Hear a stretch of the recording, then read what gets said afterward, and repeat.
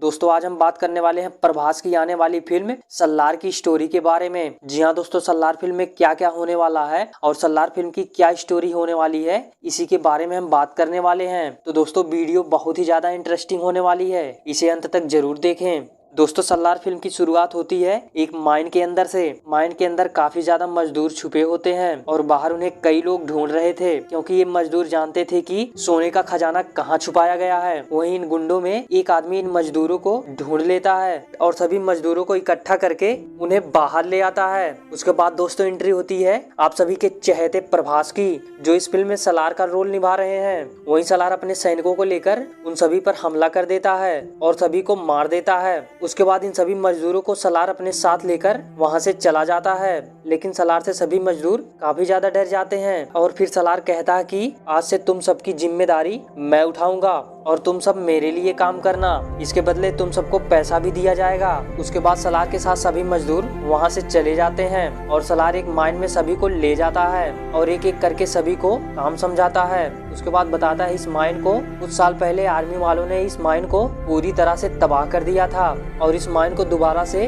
काम शुरू करवाने के लिए सलार इस माइन को दोबारा से ठीक करवाना चाहता है और सलार चाहता है कि बहुत ही जल्द इस माइन पर काम शुरू कर दिया जाए। और वहीं इस बात का अभी तक सरकार को नहीं पता है कि वो इन सभी माइनों को दोबारा से शुरू करवाना चाहता है। वहीं इस माइन को काफी लोग ढूंढ रहे होते हैं, जिसमें से एक शामिल है पृथ्वीराज सुकुमारन, जो इस फिल्म में वरदराज मन्नार का रोल निभा रहा है। वरदराज मन्नार दुनिया का सबसे ताकतवर इंसान और पैसे वाला बनना चाहता है और वरदराज जानता है कि इस माइन में ढेरों सोना दबा हुआ है और इसीलिए यह माइन पर कब्जा करना चाहता है। लेकिन जब तक सलार जिंदा है वरदराज का सपना पूरा नहीं हो सकता, क्योंकि सलार वरदराज के कई आदमियों को बहुत पहले ही मार चुका है। लेकिन वही सलार और वरदराज का आमना सामना अभी तक नहीं हुआ है। वहीं इस माइन को लेकर वरदराज सलार से मिलना चाहता है और इसीलिए यह एक आदमी के थ्रू सलार के पास मैसेज भेजता है और यह आदमी सलार के पास जाता है और बोलता है कि हमारे सरकार एक बार आपसे मिलना चाहते हैं। लेकिन वही सलार वरदराज से मिलने से मना कर देता है और फिर कई दिन बाद वरदराज सलार के पास फिर मैसेज भेजता है कि वह उससे मिलना चाहता है और अब की बार सलार मान भी जाता है और दोनों एक जगह पर मीटिंग फिक्स करते हैं और मीटिंग के लिए दोनों वहां पर जाते हैं। लेकिन मीटिंग में वरदराज अपने सभी आदमियों को ले जाता है, क्योंकि वरदराज जानता है कि सलार कितना ज्यादा खतरनाक है। वहीं वरदराज के गैंग को देखकर सलार समझ जाता है कि ये उस पर हमला करने वाले हैं, लेकिन सलार फिर भी बेखौफ उनके सामने जाता है और बैठकर मीटिंग करता है। उसके बाद इस मीटिंग में वरदराज सलार को एक ऑफर देता है कि माइन के बिजनेस को आपस में 50-50 कर लेते हैं, लेकिन सलार वरदराज के इस ऑफर को ठुकरा देता है, क्योंकि ये बिजनेस सलार का नहीं था बल्कि सलार इस खेल का एक मोहरा है। बल्कि ये बिजनेस तो कोई सऊदी में बैठा हुआ सलार का बॉस चला रहा है। सलार का बॉस कौन है ये भी क्लियर नहीं हो पाया है, लेकिन यह कंफर्म है कि सलार इस खेल का सिर्फ एक मोहरा है और वहीं इतने बड़े माइन को सिर्फ एक बिजनेसमैन ही चला सकता है। वहीं जब सलार वरदराज के ऑफर को मना कर देता है तो वरदराज सलार से पूछता है कि तुम्हारा बॉस कौन है। तब सलार बताता है कि कुछ साल पहले उसकी खौफ से पूरा हिंदुस्तान डरता था और यह गरीबों का मसीहा हुआ करता था, लेकिन इसके साथ एक ऐसा हादसा हुआ जिसमें वह पूरी तरह से तबाह हो गया और उसके बाद से यह हिंदुस्तान छोड़कर चला गया, जिससे वह सब सोचने लगे कि वह मर गया है। लेकिन वह मरा नहीं बल्कि अभी भी जिंदा है और यह बात तुम्हें इसलिए बता रहा हूँ कि तुम बहुत ही जल्द मरने वाले हो। और तभी वरदराज गुस्से में बोलता है कि तुम अकेले हो और मेरे साथ मेरी पूरी गैंग है, मौत मेरी नहीं बल्कि तुम्हारी होने वाली है। उसके बाद सलार एक पहाड़ी की तरफ इशारा करता है और इशारा करते ही सलार की पूरी गैंग वरदराज की पूरी गैंग को चारों तरफ से घेर लेती है और एक एक करके वरदराज के सभी सैनिकों को मौत के घाट उतार देती है। लेकिन वही सलार वरदराज को जिंदा छोड़ देता है और सलार बोलता है कि दोबारा से मेरे ऊपर हमला करने की कोशिश मत करना, वरना अगली बार दोबारा नहीं बचोगे। और वरदराज अपनी जान बचाकर वहाँ से चला जाता है। वहीं वरदराज सलार से बदला लेना चाहता है, लेकिन इसके पास सैनिक न होने पर यह सलार का कुछ नहीं कर पाता, इसीलिए वरदराज अपने भाई से मदद मांगने जाता है। वहीं वरदराज उसके बड़े भाई राजा मन्नार की आपस में कभी नहीं बनती, लेकिन सलार से बदला लेने के लिए यह उसके पास जाता है। लेकिन राजा मन्नार वरदराज की मदद करने से मना कर देता है। वो यह यह सुनने के बाद वरदराज अपने आप को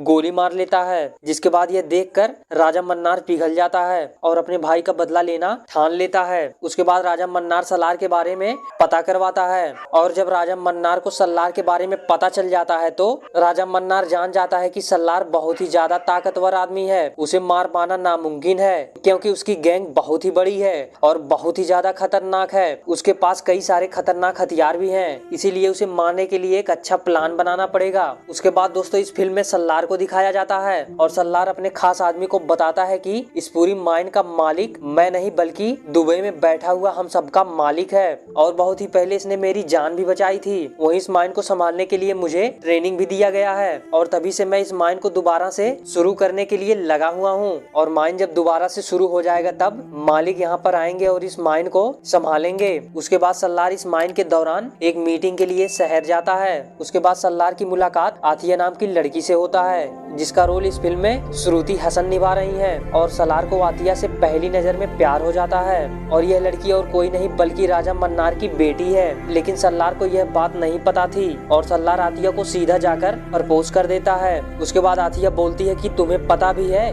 मैं कौन हूँ, इस शहर के सबसे बड़े आदमी की बेटी हूँ मैं। इसके बाद सलार हंसते हुए बोलता है कि एक बार अपने पिता से मेरे बारे में पूछ लेना, तुम्हें सब पता चल जाएगा। उसके बाद राजा मन्नार आतिया को सलार के बारे में बताता है। वहीं आतिया सलार के बारे में जानने के लिए काफी ज्यादा एक्साइटेड हो जाती है और आतिया सलार के बारे में जानने के लिए सलार से झूठा प्यार करने लगती है और वहीं सलार आतिया को लेकर अपने ठिकाने पर ले जाता है। उसके बाद आतिया सलार के बारे में जब जान जाती है तो वह सलार से सचमुच प्यार करने लगती है और वहीं राजा मन्नार सलार को मारने के लिए एक मास्टर प्लान बनाने लगता है। वहीं जब राजा मन्नार को पता चलता है कि आतिया सलार से सचमुच प्यार करने लगी है तो राजा मन्नार का गुस्सा और ज्यादा फूट पड़ता है और वह बहुत ही जल्द सलार को मारना चाहता है। वहीं दुबई से सलार के लिए एक मैसेज आता है कि माइन का काम बहुत ही जल्द समाप्त करके सोना निकालने की प्रक्रिया चालू किया जाए और वहीं दूसरी तरफ राजा मन्नार सरकार से मिलकर दोबारा से माइन को तबाह करना चाहता है और सरकार भी इसका पूरा साथ दे रही थी। वहीं राजा मन्नार अपने आदमियों से सलार के ऊपर हमला करवा देता है, लेकिन सलार की सेना ही उन सभी को खत्म कर देती है। उसके बाद राजा मन्नार सलार को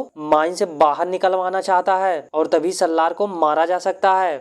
और उसके बाद राजा मन्नार आतिया को फोन करता है और वह उससे बताता है कि वह शादी के लिए मान चुका है और वह अपने बेटी और सलार को अपने घर बुलाता है, लेकिन सलार उसके घर जाने से मना कर देता है, बल्कि वह राजा मन्नार से एक होटल में मिलने के लिए बोलता है और राजा मन्नार भी होटल में मिलने के लिए सलार से मान जाता है। उसके बाद दोनों उस होटल में पहुंचते हैं और आतिया बोलती है कि मैं आज बहुत ही ज्यादा खुश हूँ क्योंकि आप दोनों की दुश्मनी अब खत्म हो चुकी है। तभी राजा मन्नार बोलता है कि दुश्मनी खत्म करने के लिए दो ही तरीके हैं, या तो दुश्मन से दोस्ती कर लो या फिर दुश्मन को ही खत्म कर दो।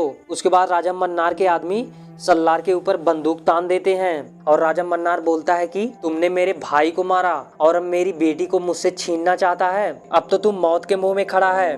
उसके बाद सलार हंसते हुए कहता है कि मौत के मुंह में मैं नहीं बल्कि तू खड़ा है। इतना कहने के बाद राजा मन्नार के आदमी ही राजा मन्नार को मार देते हैं क्योंकि सलार आने से पहले ही राजा मन्नार के सभी आदमियों को खरीद लिया था। उसके बाद सलार और आतिया के साथ सभी आदमी वहां से चले जाते हैं और सलार आतिया से शादी कर लेता है। लेकिन कुछ दिन बाद दुबई से फोन आता है कि उसके मालिक बहुत ही जल्द हिंदुस्तान के माइन पर आने वाले हैं और दोबारा से माइन को संभालेंगे। इसके बाद यह सुनने के बाद सलार अपने सभी आदमियों के लेकर अपने मालिक का इंतजार करने लगता है और इसी के बाद फिल्म खत्म हो जाती है।